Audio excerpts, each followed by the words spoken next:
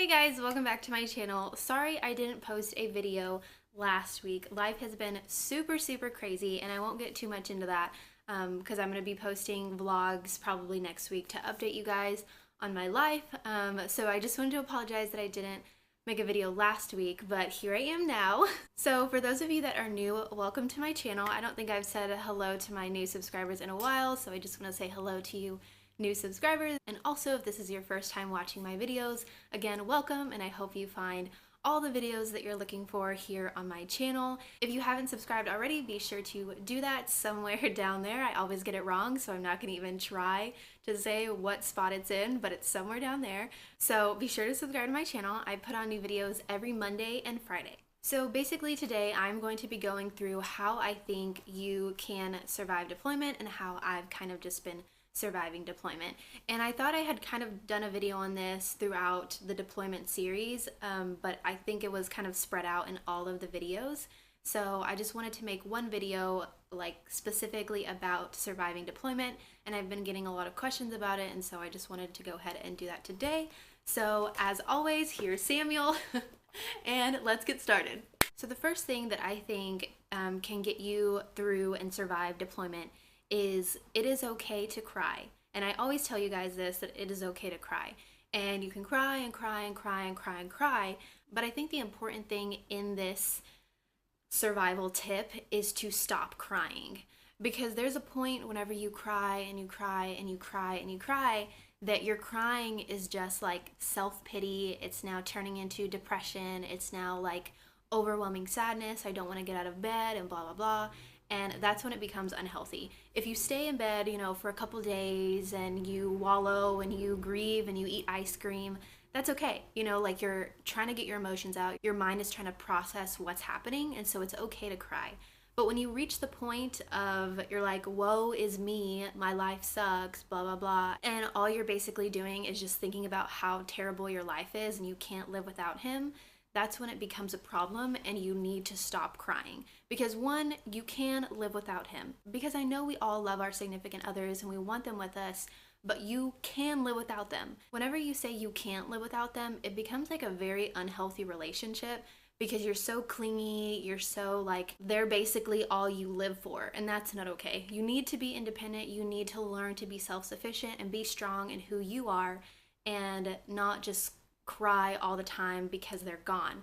Again, it is sad, I know, and crying is okay, but do not get into depression mode. Do not cry and cry and cry just because they're gone. Like, get up, do something with your life, learn something new, be strong, and you can do it. The second one that I would say is count down by months, not weeks, not days.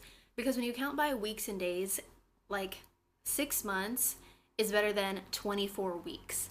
Like 24 weeks seems like a long time, and 6 months also seems like a long time, but like your brain is like 6 compared to 24.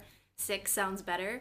So it kind of makes the time go by faster when you think about it in months. And I think the only reason you should start counting by weeks is if you are 5 or less weeks. And even like a month seems better than 5 weeks. So maybe even like 3 weeks, but I always think months are better than weeks and even days. Like, don't even try to count by days. That'll literally kill you. Like those apps that have the days, that would kill me to see how many days there are. But I mean, if that works for you, that's totally up to you. But personally, I love to count by months because I feel like time goes by a lot faster. Number 3 on how to survive deployment is make care packages. Make and make and make. Be a factory of care packages, because I feel like care packages take so much time. Like, one, you have to look on Pinterest to decide what you're gonna make, or you have to think of your own, which probably takes more time because you're like trying to make everything creative in your head and like picture it on the box and all of that stuff. And then you have to go out and get the supplies, and so you have to go to Michael's, you have to go to Walmart, you have to go wherever you need to go to get your supplies, and then you have to come home and decorate the box, make it look all pretty. And you guys know, like, all of my care package videos take about 2 days because there's just so much to them sometimes. So they really take a chunk of your day and a lot of your creativity and a lot of like going out and doing things and stuff like that. So I think those are really beneficial to helping you survive deployment. So just make as many as you can because he will also benefit from that too. So win-win. Number 4 is learn the joy of loneliness. If you follow me on Instagram, I just posted a picture about how joyful I am recently, and it's kind of sad because it took me about 4 or 5 months to actually find this joy that Jesus has given me inside of my heart. And I sat down while I was writing that post and I was like, why did I let 4 months go by without accepting this joy that Jesus has provided for me? All 4 or 5 months, I basically was just like, oh, I'm alone. I don't want to be alone. Nah, nah. Instead of just seeing loneliness as this beautiful growth and opportunity to learn new things and just basically sit in peace. Sometimes I sit in my car now and I'm like, this is so nice. Just by myself. It's weird, you guys. It's weird. But I really want you guys to see the joy of loneliness way before I did, because it took me 4 months, and I want you guys to see it, within 2 months or 3 months, and just acknowledging sitting in loneliness and sitting in peace and quiet is the most beautiful thing. And maybe do it in your car, because I know that when I'm home, I have my computer. I have 2 computers. I have my phone, I have my TV, I have all of these devices where I can just get on and zone out, and that is not at all what we should be doing. We should be sorting through our emotions and, praying if you like to pray, and reading if you want to read, and just really loving this time of loneliness to grow and, again, learn new things. So really, really, guys, I pray that you acknowledge the joy of loneliness way, way before I did, because it is such an amazing thing. Number 5 kind of goes along with the last one, is stop viewing it as a negative and start embracing it. When deployment comes, we all see it as a negative, because the person that you love the most is about to leave you and you're going to be alone. And what if you don't have any friends, or, you're in a new place, or all of these things, and you're seeing as a negative, but really see it as a positive and embrace those things. This is a chance for you to get out and grow in the aspect of being more courageous and being an extrovert, and going out and learning how to cook like me, or doing all of these things and having these opportunities now, because you are independent and you are alone and you have to do things on your own. I know for me, one of the biggest fears that I had was going to church by myself. The very first time that I went to church by myself, I literally was worshiping and I was crying because I was like, I don't want to be here. I don't want to worship by myself. This is so sad. And now every single day I go by myself, and it's I have this confidence now to just walk into church and talk to people and say hi and sit down by myself. And it's one of those confidences that you didn't think that you needed, but once someone leaves, you realize, how am I supposed to do this on my own? And you have to grow in that. And so just continue to see the positives in everything. And I know sometimes it's hard and it's okay, and I'm not always positive, and so it's okay to not be positive all the time, but at least try really, really hard to be positive in a negative situation, and that goes for all of life. Number 6 is set goals, and it can be anything. I've said multiple times that I'm learning how to cook, and so that's a goal that I'm setting. Or maybe your goal is, by the end of the deployment, if you're not a crafter, be a really great crafter at care packages. Maybe your first one sucks and the last one you want it to be really, really great. So you just keep learning how to make care packages. Maybe it's finishing a book, or learning how to work out, or, just anything that you think that your goal should be, set those. And just see the progression over time and be joyful in those progressions. Because I can tell you that I was not a great cook at the beginning, and now I'm starting to be, and I'm starting to do it more. And it's exciting because I'm excited for when Connor comes back, that I get to make him all of these new things. And so just see those progressions, be joyful in those progressions, and set goals, complete those goals, and it will be great. Okay, so number 7 and the last one is breathe and pray.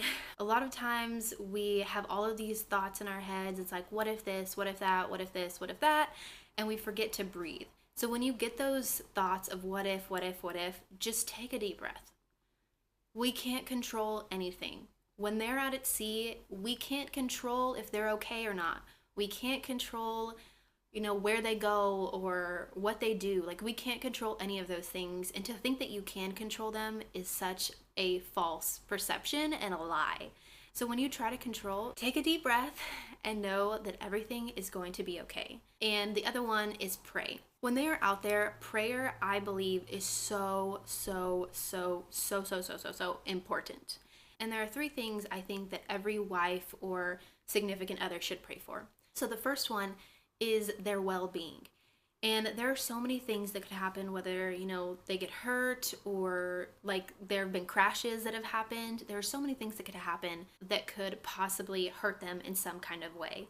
And so I constantly pray for Connor's safety and well-being, because obviously don't we all want them to come home safe to us? And instead of worrying because you, again, have zero control, why don't you start praying for his safety and his well-being, or her safety and her well-being to come home to you? So I think that's really important, because it's really helped me not worry. It's helped me to just allow God to be in control and just pray that ultimately he's going to come home to me. And it gives me so much peace, and it's kept Connor safe. So, I mean, I'm going to keep doing it. So that's number 1. And then number 2 is temptations. There are so many temptations that arise when you two are separated from each other. And it can be physical temptation or it can be mental temptation. And I just encourage you guys to both pray for each other in that, because as I've always said, we are fallen, imperfect humans, and we sin. We are sinners. And so constantly pray for each other in temptation, even whenever he's home. I mean, it's more powerful whenever you are separated, but always pray for each other's temptations, whether it's physical, mental, you know, anxiousness, worry, all those temptations that come. So that's number 2 that I always pray for. And number 3 is pray for their mind.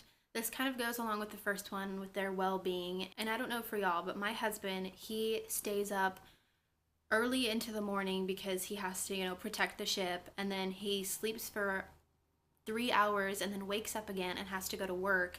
And then, like, his sleep schedule is so off. And so he could be tired some days, and, you know, something could happen. And, you know, you just have to constantly pray that they are focused and their mind is at ease and they're not worried and they're not stressed, and all of these different things you have to pray for. So if you guys are prayers, I really encourage you to always and daily pray for those 3 things: well-being, temptation, and their mind.